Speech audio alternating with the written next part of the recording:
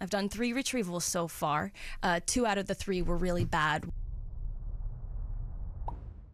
Producer Sam is here. I'm so glad that we have this time to talk about something that's really, really important to you, and a lot of people listening can totally relate with something you're going through. Oh, yeah. You want to talk about it? Let's do it. To me, it's ripping the Band-Aid off. So I've been getting a lot of questions the last couple years I've been married. So William and I are currently still, this is not a birth announcement, going through IVF. Mm-hmm. We've been doing it for about a year, which even for people dealing with this, that's a long amount of time. But I kind of got to the point recently where, you know, after so long of just being through this, it's so consuming, it feels kind of normal. So I've been able to talk with people more, and I've been getting the most comfort hearing other people going through it, because there's just so many people.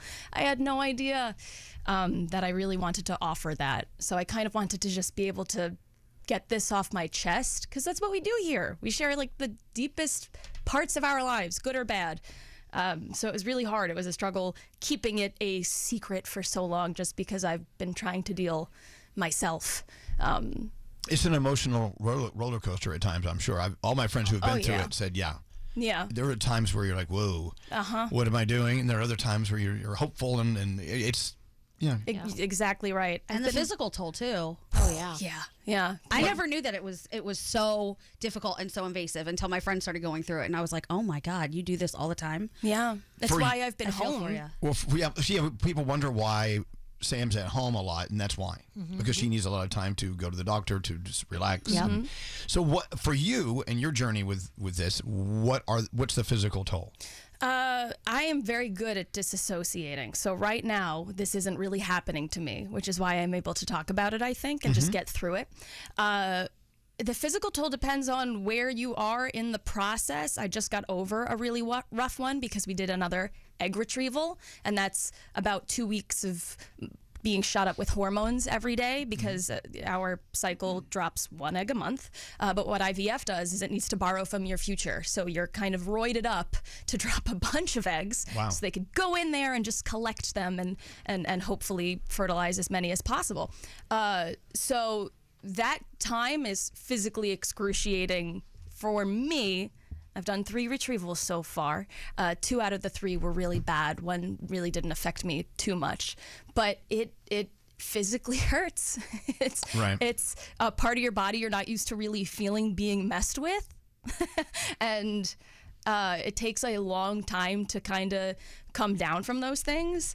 Today I'm fine. Today I'm great. Like, it really does go up and down. You don't really have a choice.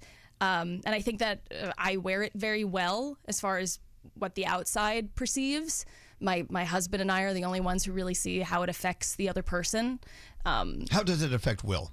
He is having a hard time because he is too respectful of me for his own good. He says he has a hard time connecting with people because it's my body, and he doesn't want to talk about my body without me, which I think is so sweet. But now he doesn't get to talk to anyone else, whereas I get to talk to my friends. Right, I gotcha. All right, so this is a journey for both of you. Oh yeah, absolutely. My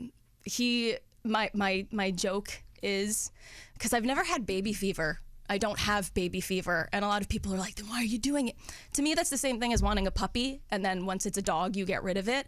I've always wanted a family, but when I imagine myself as a mother, I have kids. They're older, so I think that's part of the reason why I'm in my mid-30s and starting this a little later than a lot of my friends, is because I was waiting for baby fever, and that just never came. So I was like, you know what, I'm going to have one. And when I admitted that to William, because I was afraid of how it was going to be received, he said, it's okay, I'll hold the baby until you're ready to meet it. And obviously a joke, but he's going to make he's going to make the best mom.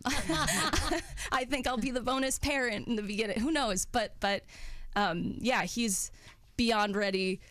I married someone I knew would be a great dad. I didn't just marry a husband, so it's really rough for both of us in a bunch of different ways. And you have each other to go through this with. Oh yeah. And us. Oh We're yeah. here for you. Whatever you guys you need. have been. Yeah. Yeah. Whatever Thank you need. This obviously is, like you said, huge. So many people are going through it or are about to go through it. What is your advice for somebody who is about to take that first step, but they're like just so nervous about it? I want to acknowledge that it really freaking sucks. One of the worst parts of this whole thing, other than any phone call I've gotten where, the pregnancy did not take, was accepting that I had to in the first place. Like, I was petrified to tell you guys, just because who wants to start a family this way? So accepting that this was going to be my journey, like it or not, after a year of trying with no success, was really hard. So I want to acknowledge, it really does suck. You can have whatever experience you need about it. I do hope we start to move into a place where people can talk about it more, which is part of the reason I really want to, because connecting over it has been the most comforting part of this whole thing. Oddly more comfortable in ways than talking with my husband, oddly more comfortable than talking with my excellent medical staff or my sisters, the people who are available to me whenever I need. Talking to someone I'm even just friends with who's like, you know what, I got my kid through IVF and I had no idea. Dealing with them and their experience and that validation has been a lot more comforting and soothing. So I hope anyone about to go through it, one, accepts that it sucks, and two, whenever you feel ready to connect with people about it, although it's super scary, try and do it. Well, I'm happy that you opened up. There are a lot of people texting in right now who are like, wow. Their head exploding, mind blown. Wow. People saying that they feel seen by hearing you say what you're saying. Isn't it interesting how people are going through these journeys in life, be it IVF or loss of a loved one or disease or whatever, but you never hear anyone talking about any of the above. But this is why when people are like, when are you going to have a baby? It's like people don't know what people are going through. Right. So when you say things like that, you don't know what you're triggering in a person. Maybe they have been trying. Maybe they can't. Right. Maybe they're going through a journey like Sam is. So you just got to be respectful of I'll people. stop asking you, Gandhi. You keep asking me when we are going to have a baby. That's totally different. When are we having a baby?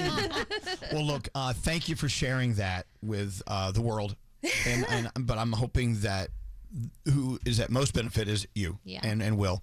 And we love you. Whatever you need, you have our full support. I love you guys. You know that. You can borrow Spencer and Preston anytime if you want older children. Those two, really. You're one of the top salespeople for momism. I love it with you. For real. All right, Sam, keep us informed if you wish. I would love to. And I do just want to say, because I know a lot of people will feel to check in, I am not going to keep people, as of this moment, maybe I'll change my mind. I'm not going to keep people super privy to my timeline, because where I am right now, I have a few months ahead of me of taking care of a potential medical issue. I may have endometriosis. We don't know. So you don't have to check in. Please don't keep asking me if I'm pregnant, because we're not even trying for a few months. They're going to work on my body for now. Yeah. Please don't ask me. If you're one of those people who has to insist on knowing if she's pregnant, stop doing that. Stop it. Just stop it right now. Thank you so much. We love you. We love you, Samantha. Love you guys.